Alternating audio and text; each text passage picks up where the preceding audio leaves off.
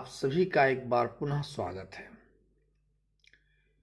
कुंडली क्या है चैनल में आज हम लोग एक ज्वलंत मुद्दा जिसे डिप्रेशन कहा जाता है, चिंता, तनाव, स्ट्रेस या कई नामों से जाना जाता है, यानी मानसिक रोग कैसे होता है और इसका क्या है उपाय, इसी के बारे में हम लोग जानेंगे।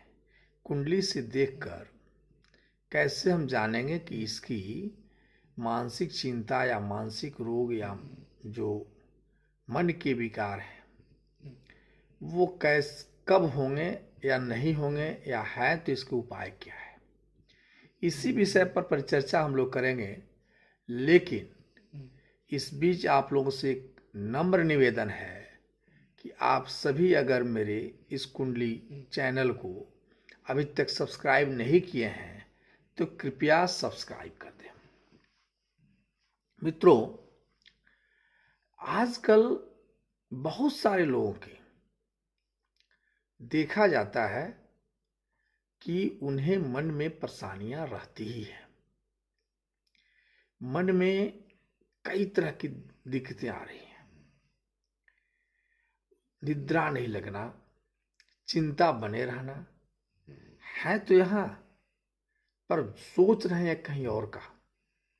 निरंतर चिंता से मन में एक तरह का उद्गार होना, बिना बात के रो देना, अपने को ये फील करना कि हमारी बातों को कोई समझ नहीं रहा है, किसी से कुछ बात कहने में हिचक होनी, ये सारी चीजें आजकल दिखती हैं या बहुत सारे लोगों के साथ ऐसा गुजरता है।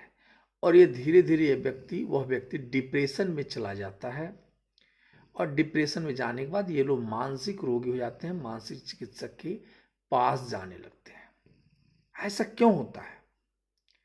कुंडली में हम लोग देखें तो कैसे इसका निदान करेंगे, तो कुछ चीजें हैं जिन्हें आपको हम बता रहे हैं, उससे आप तो या तो नोट कर लें या तो उसे मिलान करके, अगर ऐसी है तो उसका निदान क्या है ये अंत में बताएंगे।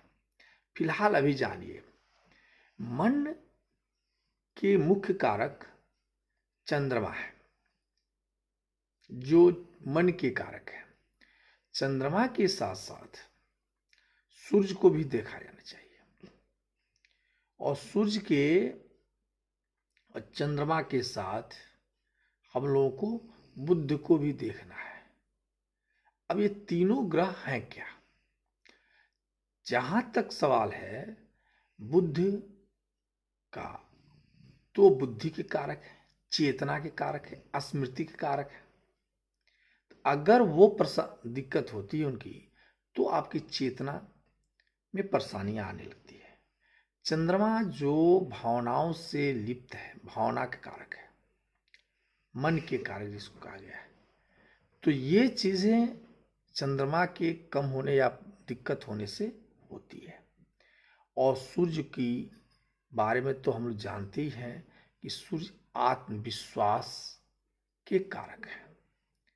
मतलब अगर सूर्य की कमी है, सूर्य कमजोर है कुंडली में, सूर्य की डिग्री कम है, सूर्य का हाउस खराब है, तो आत्मविश्वास में कमी होती है। ये तीन ग्रहों को देखना अति आवश्यक है। इसके अलावा छठा हाउस जो होता है वो रोग, छोटी मोटी बीमारियों का हाउस है, और आठवां हाउस जो है वो गुण बीमारियों का वो होता है। तो छठे हाउस, छठा घर, आठवीं घर और लग्न के साथ साथ दूसरे हाउस जो होता है, दूसरा हाउस जो परिवार का। अब परिवार के बारे में क्यों? कोई व्यक्ति अगर परिवार में है तो मानसिक रोगी कम होता है, परिवार से दूर हो जाए, अकेलापन में आ जाए तो मानसिक रोगी होता है। इन चार घरों को पर ध्यान देंगे तो कुछ चीजें हैं उस पर हम लोग ध्यान दें और उसे नोट करें। अगर कुंडली में दिखती है तो आप समझें कि वो आदमी मानसिक रोगी होगा, और कब होगा इसके बारे में भी जानते हैं। सबसे पहले हम लोग लग्न पर आते हैं कि लग्न के अधिपति जहां भी बैठे हों और उन पर छठे हाउस के जो मालिक हैं, अधिपति मतलब ये हो गया कि लग्न में जो राशि है 1 2 3 4 5 6 7 8 जो 12 राशियां हैं जिसको मैंने बताया, अगर वो लग्न में कोई राशि है उसके स्वामी को अधिपति कहा गया। उसके जो स्वामी, मान लीजिए कि लग्न में 2 बैठा है, 2 अंक है, तो उसके स्वामी हो गए, वो वृषभ राशि हुई। और वृषभ राशि के स्वामी शुक्र है। ये सारी चीजें हमने अपने पिछले के वीडियो में बताया है। अगर आपको थोड़ी सी दिक्कत होती है तो मेरे पिछले का वीडियो देखें, आपको लाभ मिलेगा। तो लग्न के अधिपति पर कहीं से छठे हाउस के अधिपति की दृष्टि पड़ जाए या दोनों एक दूसरे को देख रहे हों या दोनों एक साथ बैठ जाएं, तो ऐसे लोग मानसिक रोगी होते ही हैं। साथ में दूसरी स्थिति क्या है, ये फर्स्ट था कि पहले छठे हाउस के स्वामी या अधिपति और लग्न के अधिपति या तो एक दूसरे को देख रहे हों या दोनों एक साथ बैठ गए हों या छठे हाउस के अधिपति लग्न के अधिपति को देख रहे हों सिर्फ, तो ये मानसिक स्थिति को बिगाड़ने वाला होता है। अब दूसरा जो है चंद्रमा, पापक चंद्रमा। पापक चंद्रमा कौन है, तो मैं बहुत पहले बता दूंगा। शुक्ल पक्ष के अष्टमी तिथि से कृष्ण पक्ष के सप्तमी तिथि के बीच जो स्थिति है, इसको छोड़कर अगर इसके बाद जो स्थितियां हैं वो पापक चंद्रमा में आता है। यानी ऐसे कहें कि कृष्ण पक्ष के अष्टमी तिथि से शुक्ल पक्ष के सप्तमी तिथि तक पापक चंद्रमा कहलाते हैं। तो पापक चंद्रमा कहीं हो और पापक चंद्रमा पर अगर अष्टम भाव में जाकर बैठ गए, 8वें घर में जाकर बैठ गए चंद्रमा और राहु से दृष्ट हो गए या केतु के साथ बैठ गए, तो भी मानसिक रोगी होते हैं। इसके अलावा अगर चंद्रमा अष्टम भाव में नहीं कहीं भी बैठ जाए और पाप कर्तरी योग से, पाप कर्तरी योग मतलब जहां कोई ग्रह बैठा है उसके दोनों आगे और पीछे पाप ग्रह पाप बैठे हुए हों, जैसे मान लीजिए चंद्रमा चौथे हाउस में बैठ गए, तो यानी तीसरे हाउस में भी कोई पाप ग्रह हो और 5वें हाउस में भी पाप ग्रह, तो पाप कर्तरी हो गया। तो कहने का मतलब कि पाप कर्तरी योग से लिप्त हो और कहीं से, तो ये समझिए कि उनको मानसिक रोगी होंगे। तीसरा जो सिद्धांत इसमें बताया गया है कि चंद्रमा लग्न में बैठे हो और लग्न में ही शनिदेव आ जाए, बैठ जाए और मंगल भी बैठ जाए, तो 100% वो व्यक्ति कोई किसी राशि के में बैठे हो चंद्रमा, उससे मतलब नहीं है। मतलब एक चंद्रमा लग्न में हो और साथ में मंगल और शनि भी हो, तो पाप मस्तिष्क जो है वो विचलित होने वाला होता है। ये समझिए कि वह व्यक्ति डिप्रेशन या चिंता की मानसिक समस्या से ग्रसित होता ही है। इसके बाद चंद्रमा लग्न में ही हो और मंगल अकेले, माने अकेला हो और मंगल से दृष्ट हो, मंगल कहीं से देख रहा हो, यद्यपि तो लक्ष्मी, चंद्रमा मंगल के दृष्टि से मंगल लक्ष्मी योग तो बनता है, लेकिन वो व्यक्ति मानसिक रोगी होता है। चंद्रमा कहीं भी बैठे हो और मतलब लग्न में बैठे हो, सॉरी लग्न में बैठे हो और मंगल से दृष्ट हो जाए, अकेले हो लेकिन चंद्रमा, शर्त ये है, तो समझिए कि आदमी मानसिक दृष्टि मानसिक रोगी होता ही है। अब 5वीं स्थिति क्या है कि अमावस्या दोष हो। अमावस्या दोष क्या है, जब सूर्य और चंद्रमा एक साथ बैठे हों, तो अमावस्या दोष होता है, यानी चंद्रमा जाकर के अस्त हो जाते हैं सूर्य के साथ।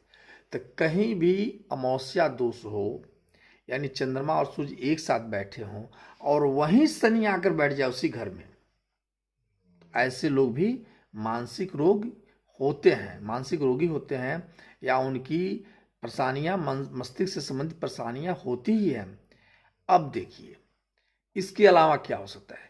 12वें हाउस के में और लग्न में और दूसरे हाउस में, माने 12वें भाव में, लग्न में और दूसरे भाव में, तीनों जगह अगर पापक ग्रह बैठे हों, पाप ग्रह बैठे हों, जैसे मान लीजिए लग्न में शनि बैठ गए, 12वें हाउस में राहु बैठ गए और दूसरे हाउस में जो है मंगल बैठ गए, तो जैसे ये एक साथ बैठते हैं तो निश्चित रूप से व्यक्ति मानसिक रोगी होता ही है। इसके बाद से अब एक और देख लें कि लाभ भाव मतलब 11वां हाउस, लाभ 11वां भाव घर को, 11वें हाउस को लाभ भाव कहा जाता है। तो लाभ भाव के स्वामी और छठे भाव के स्वामी, लाभ भाव में जो राशि बैठी है उसका मालिक, तो लाभ भाव के अधिपति और छठे भाव के अधिपति दोनों एक साथ बैठ जाएं, या छठे भाव में लाभ भाव आकर बैठ जाए, तो मानसिक रोगी होते ही हैं। अब इसके अलावा एक और चीज जानिए कि छठा भाव के स्वामी छठे भाव में हो, 8वें भाव के स्वामी 8वें भाव में हो और 7वें भाव के स्वामी 7वें भाव में बैठे हो, तो अपनी अपनी राशि में हो। छठे भाव के स्वामी मतलब छठा भाव में जो राशि है उसका मालिक छठे भाव में हो, 7वें भाव के जो राशि है उसके स्वामी 7वें भाव में हो, 8वें भाव के स्वामी अपने 8वें भाव में हो, तो भी अगर हो और ये पापक हो तो लोग मानसिक ग्रस्त रोगी होते हैं। इसके अलावा आप जाने छठे भाव में शुक्र बैठ गया हो, 7वें भाव में गुरुदेव बैठ गए और 8वें भाव में चंद्रमा बैठ गए, तब भी लोग मानसिक रोगी, ऐसी कुंडली वाले मानसिक रोगी होते ही हैं। इसके अलावा एक दो और सूत्र है, क्या कि द्वितीय भाव को किस चीज से दिखाया जाता है, तो परिवार विचार के बारे में देखी जाती है, और इस भाव के अधिपति पाप ग्रह अगर इसमें बैठे हुए हैं, या ये कहिए कि दूसरे भाव के स्वामी 8वें हाउस में आकर बैठ गए किसी पापा ग्रह के साथ, तो ऐसे व्यक्ति झूठ बोलने वाले, कल्पनाशील और मानसिक रोगी होते ही है। इसके अलावा लग्न प्लस छठा भाव दोनों एक साथ त्रिक भाव में, माने छठे 8वें 12वें भाव में एक साथ बैठ जाए और पाप ग्रह के किसी दृष्टि भी पड़ जाए उस पर, ऐसे लोग मानसिक रोगी होते हैं। ये सारी चीजें ये बतलाती हैं कि मानसिक रोगी कैसे हो। तो मुख्यतः इतना ही जानिए कि छठा हाउस, 8वें हाउस, दूसरे हाउस और लग्न, ये और 3 ग्रह, इनकी जो पूरी स्थिति हमने बताया, ये आपस में कहीं दृष्ट हो, दिखते हो, तो व्यक्ति को मानसिक, चंद्रमा का मुख्य और ग्रह कौन कौन, चंद्रमा, बुध और सूर्य, ये सारी चीज, अगर ऐसी दृष्टियां हैं, ऐसी चीजें, और लोग मानसिक रोगी हैं या मानसिक रूप से परेशान हैं, तो क्या करें। इसके लिए हमें करना क्या है, सबसे पहले तो आत्मशक्ति, विल पावर को बढ़ाना होगा उस व्यक्ति का। इसके लिए वो आपको सूर्य की उपासना करनी होगी, और दूसरा कि लग्न को मजबूत करना होगा, लग्न का जो स्वामी है उसको मजबूत करना होगा, जैसे भी किया जाए मजबूत करना है। मजबूत करने के लग्न कैसे मजबूत होगा, इस पर हमने भी कई वीडियो में बना चुका हूं, उसको आप देख सकते हैं, प्रीवियस के वीडियो में मिल जाएगा कि लग्न को कैसे मजबूत किया जाए। लग्न को मजबूत करना होगा, और छठा भाव के जो स्वामी है उससे संबंधित वस्तुओं को दान करके हम लोग मानसिक रोग से बच सकते हैं। ये होनी चाहिए। क्या करना है? सूर्य का जल चढ़ा करके या सूर्य की उपासना करके, लग्न को मजबूत करके, और छठे भाव के अधिपति से संबंधित जो वस्त्र या सामान है उसकी दान करके हम लोग इससे बच सकते हैं। और मानसिक रोगी किसी कुंडली को देखकर कब आप कह सकते हैं कि मानसिक रोगी हो सकते हैं?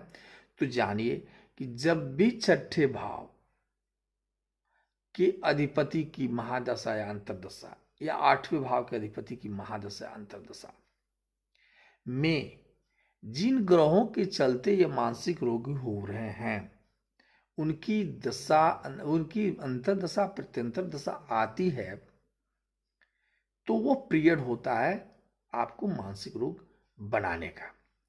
तो इस तरह से हमने बताया कि आजकल की जो है कि डिप्रेशन से संबंधित आप हमारे वीडियो को देखते रहें। नेक्स्ट वीडियो में ऐसे ही किसी को लेकर के आऊँगा। वीडियो अगर पसंद आई हो तो इसे लाइक करें और सब्सक्राइब अगर भूल गए हो तो सब्सक्राइब करें। नमस्कार।